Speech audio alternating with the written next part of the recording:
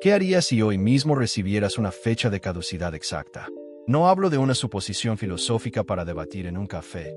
Hablo de un papel físico en tu mano, de un diagnóstico frío y aséptico en una pantalla iluminada, o de una voz clínica en un teléfono diciéndote las 4 palabras más pesadas del idioma humano. Te quedan 6 meses. En ese microsegundo, el universo entero que conoces se colapsa. No es solo una mala noticia, es un terremoto psicológico de magnitud catastrófica que altera, de forma literal e instantánea, la química misma de tu cerebro. Hoy vamos a descender sin paracaídas al sótano más oscuro y profundo de la mente humana. Vamos a diseccionar qué ocurre exactamente a nivel neurológico y emocional cuando el algún día moriré se convierte en voy a morir ahora mismo. Vamos a explorar la teoría de la gestión del terror, desarrollada a partir de la obra del antropólogo Ernest Becker, y como el ser humano, la única criatura sobre la faz de la Tierra que tiene la carga de saber que su vida es finita, reacciona cuando esa sombra abstracta se vuelve física, tangible y le respira en la nuca. El impacto inicial de esta noticia es lo que los psicólogos clínicos y psiquiatras denominan desintegración del self o despersonalización aguda. Tu identidad entera, que lleva décadas construidas sobre planes a largo plazo, deudas, ambiciones profesionales, rutinas de gimnasio y agendas llenas, se deshace como un castillo de naipes frente a la turbina de un avión. Tu cerebro, que evolutivamente es una máquina diseñada para predecir el futuro y asegurar la supervivencia, de repente choca contra un muro de hormigón. Se encuentra con una variable que le resulta imposible de calcular, que es su propia inexistencia. Esto genera un vacío cognitivo tan aterrador que el sistema operativo de tu lóbulo frontal simplemente se cuelga. Es el error 404 de la conciencia humana. Las alarmas de la amígdala se disparan, inundando tu cuerpo de cortisol y adrenalina, preparándote para luchar o huir de un depredador. Pero el depredador está dentro de ti, y no hay escapatoria. 1. La ruptura del sesgo de inmortalidad y la saliencia de la mortalidad. Todos, absolutamente todos los que estamos viendo este video, vivimos bajo una mentira biológicamente necesaria: el sesgo de invulnerabilidad. Tu cerebro está literalmente cableado para ignorar el hecho de que eres un organismo frágil y perecedero. Lo necesita para que puedas levantarte a trabajar cada mañana. Si fuéramos profunda y radicalmente conscientes en cada segundo de que vamos a morir, sufriríamos una parálisis existencial. Seríamos incapaces de elegir un sabor de helado, de reírnos de un chiste o de firmar una hipoteca a 30 años. La negación de la muerte es el motor del capitalismo y de la civilización misma. Pero cuando la muerte tiene una fecha exacta escrita en un historial clínico, ese pesado escudo evolutivo se pulveriza en 1000 pedazos. En psicología experimental, a este fenómeno se le llama saliencia de la mortalidad. De repente, tu cerebro se ve obligado a procesar la muerte no en segundo plano, sino en el centro del escenario. Bajo la luz de esta saliencia, cada objeto de tu casa, cada conversación trivial y cada plan a futuro se tiñe de una luz extraña, casi alienígena. La muerte deja de ser un concepto filosófico abstracto que leíste en un libro de texto para convertirse en el único inquilino absoluto de tu mente. Es como si hubieras estado viviendo toda tu vida en una inmensa habitación a oscuras, creyendo que era infinita, y de pronto alguien encendiera un foco cegador que te muestra que la pared está justo frente a tu nariz, y la puerta de salida está cerrada con llave por fuera. El tiempo, que siempre percibiste como una flecha lineal que iba hacia adelante sin que le prestaras atención, de repente se curva y se deforma. El futuro ya no es un horizonte infinito lleno de quizás y ya veré. Se convierte en una pared de ladrillos que se acerca a gran velocidad hacia ti. El reloj deja de marcar las horas y empieza a contar los latidos que te quedan. 2. El mecanismo de la negación. La anestesia del alma. La primera etapa de este violento proceso, popularizada por la famosa psiquiatra Elizabeth Kubler-Ross, es la negación. Pero cuidado, la psicología moderna nos enseña que la negación no es simplemente ser terco o no querer creer. La negación es no poder procesar. Es un mecanismo neurológico de supervivencia extrema, un torniquete emocional. Si sintieras todo el peso gravitacional de tu finitud en un solo segundo, la carga cognitiva te destruiría. Tu corazón podría sufrir lo que se conoce como miocardiopatía de Takotsubo, el síndrome del corazón roto, debido al pánico absoluto. Por eso, la negación actúa como un fusible eléctrico de seguridad que salta para evitar que el circuito de tu cordura se queme por completo. El cerebro segrega endorfinas y crea una especie de disociación. Empiezas a buscar errores absurdos en las pruebas médicas. Seguro que han confundido mi sangre con la de otro paciente en el laboratorio. Te sumerges en rincones oscuros de Internet buscando testimonios de curas milagrosas con dietas extravagantes. O simplemente, te levantas al día siguiente y vas a trabajar actuando como si nada hubiera ocurrido. El mantra subconsciente es: esto es una película, esto le pasa a otros, a los vecinos, a la gente de las noticias, no a mí. Esta etapa puede durar horas, días o incluso meses. Es tu identidad intentando aferrarse con las uñas a la tierra firme antes de que el tsunami de la realidad se la lleve mar adentro. Es el cerebro, en toda su sabiduría evolutiva, comprando tiempo en el mercado negro del subconsciente para construir, poco a poco, las herramientas emocionales que necesitará para sobrevivir al siguiente asalto. Sin esta anestesia temporal, el dolor inicial sería tan agudo que destruiría la mente. 3. La ira. El grito primitivo contra el vacío. Pero la anestesia nunca dura para siempre. Cuando el efecto del fusible se pasa y la realidad gotea dentro de la conciencia, el dolor entra pateando la puerta sin pedir permiso. Y viene acompañado de una furia caliente, ácida y desproporcionada que probablemente nunca habías experimentado. Bienvenido a la etapa de la ira. Aquí es donde dejas de hacerte la pregunta intelectual de ¿qué me va a pasar?, para gritar desde las entrañas. ¿Por qué a mí? Yo he comido sano, yo he sido buena persona, yo no fumo. Psicológicamente, esta rabia volcánica es una proyección directa de tu impotencia absoluta. El ser humano odia no tener el control. Así que te enfadas. Te enfadas de forma irracional con el médico por darte la noticia de forma fría. Te enfadas con tu pareja y tu familia, simplemente por el delito de estar sanos y tener futuro. Te enfadas con el conductor que va lento delante de ti, con Dios, con la genética y con el universo entero por ser tan asquerosamente indiferente a tu tragedia personal. Esta ira, aunque destructiva, tiene una función psicológica vital. Es un intento desesperado de recuperar la agencia, el control. Estar enfadado se siente, aunque sea por un milisegundo, mucho más poderoso y energizante que estar aterrado. El miedo encoge, la ira expande. Es el rugido primitivo de una criatura acorralada en un callejón sin salida. Tu mente busca desesperadamente culpables porque aceptar la verdad desnuda, que la muerte es un proceso biológico azaroso, ciego y sin moralidad, es demasiado doloroso para procesarlo.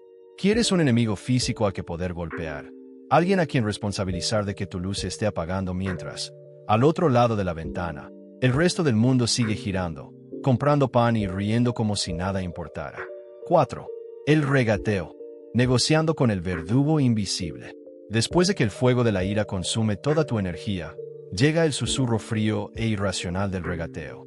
Es aquí donde tu mente abandona la agresividad y se convierte en el negociador más desesperado y supersticioso del mundo. Intentas hacer pactos secretos con el destino, con deidades en las que tal vez nunca creíste, o con el propio universo. Si me curo de esto, prometo que seré mejor persona. Si el tratamiento me da un año más para ver nacer a mi nieto, aceptaré el final sin quejarme jamás. Si como solo vegetales y medito 10 horas al día, mis células retrocederán.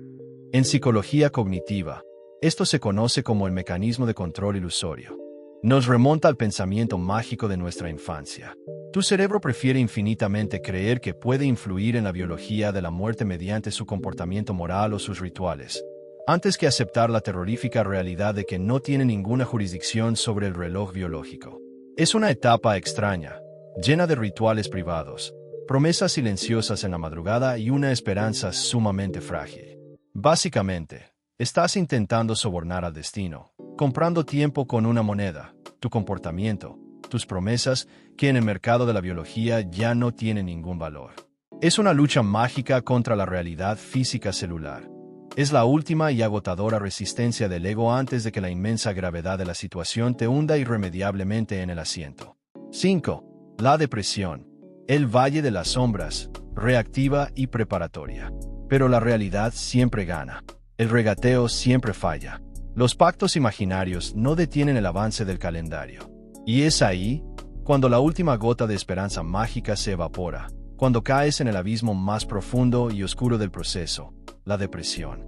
Pero cuidado, la psicología clínica diferencia dos tipos muy distintos de depresión en pacientes terminales, y entender esto es fundamental.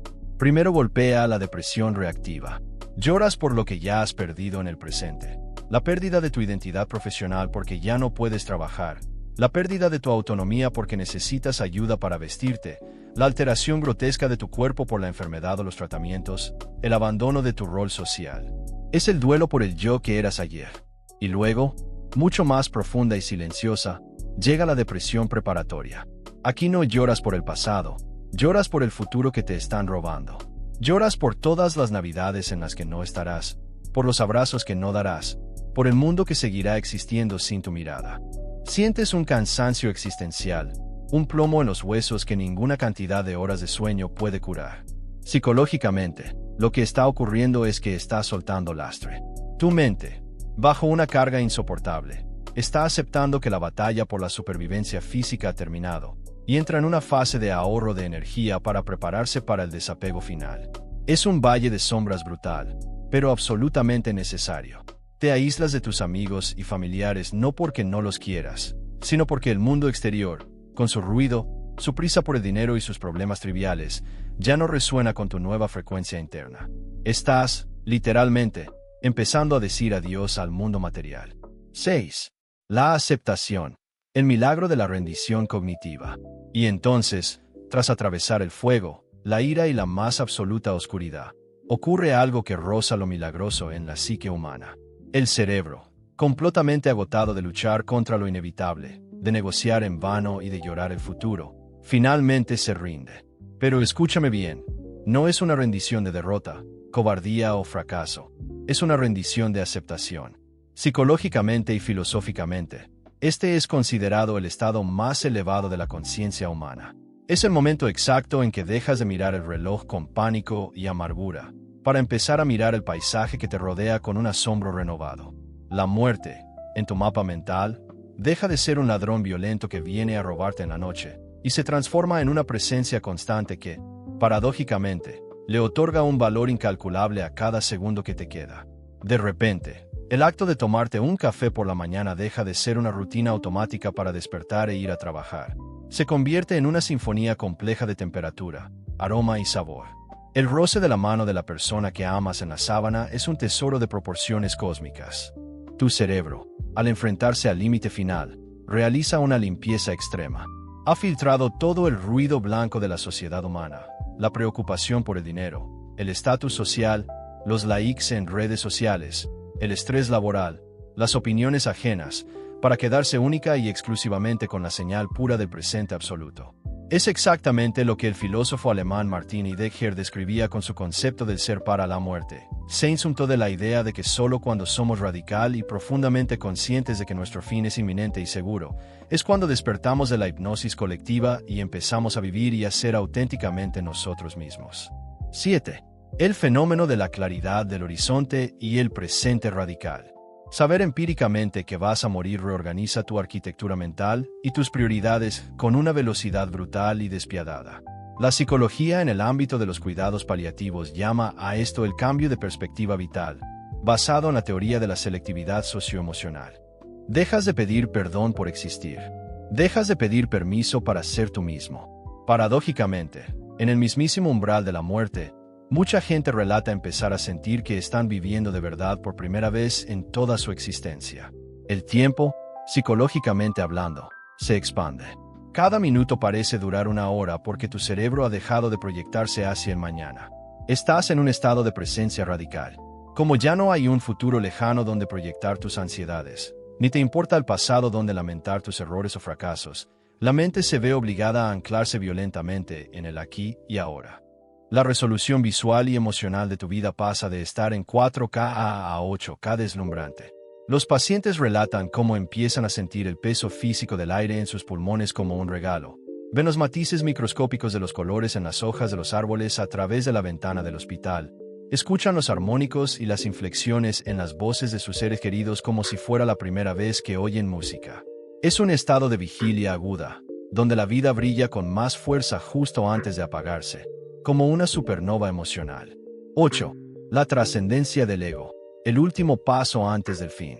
En la etapa final de este viaje psicológico, ocurre el fenómeno más fascinante que estudia la neuroteología y la psicología transpersonal. El ego, esa construcción mental evolutiva, esa barrera imaginaria que te convence de que tú eres una entidad aislada, separada e independiente luchando contra el resto del universo, empieza a disolverse y a desmoronarse. Este fenómeno se conoce como la trascendencia del ego. Fisiológicamente, se asemeja a la desactivación de la red neuronal por defecto, Default Mode Network, en el cerebro, un estado que normalmente solo alcanzan los monjes tras décadas de meditación profunda o bajo los efectos clínicos de psicodélicos de alto nivel. Ya no te sientes solo. Empiezas a sentir una conexión profunda, inefable y casi mística con la naturaleza, con el ciclo de la vida, con las generaciones que construyeron el mundo antes que tú y con las que nacerán cuando tú ya no estés. Miras el cielo estrellado por la noche, en lugar de sentir el terror de tu propia pequeñez e insignificancia, sientes una cálida y profunda pertenencia. Tu cerebro ha dejado de procesar el miedo a la muerte porque ha empezado a procesar la unidad de la vida. 9. El legado de la verdad. La honestidad radical. Ya no tienes que impresionar a nadie. Ya no tienes miedo al juicio social. Dices te quiero sin reservas. Pides perdón sin orgullo. Te ríes de las pretensiones humanas. Esta claridad mental es el regalo final de la finitud.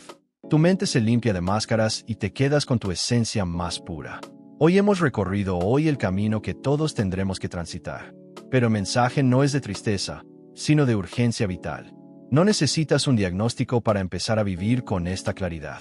La psicología nos enseña que la conciencia de la muerte es la mejor maestra de vida.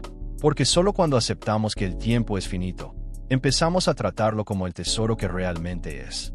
Vive hoy con la profundidad de quien ya ha aceptado su final. Ama hoy con la honestidad de quien no tiene nada que perder. Porque al final, no nos llevamos nada, pero lo dejamos todo. Gracias por acompañarnos. Si este video te ha ayudado, compártelo. Suscríbete para seguir explorando los misterios de nuestra psicología. Un abrazo enorme, y nos vemos en el próximo instante de vida.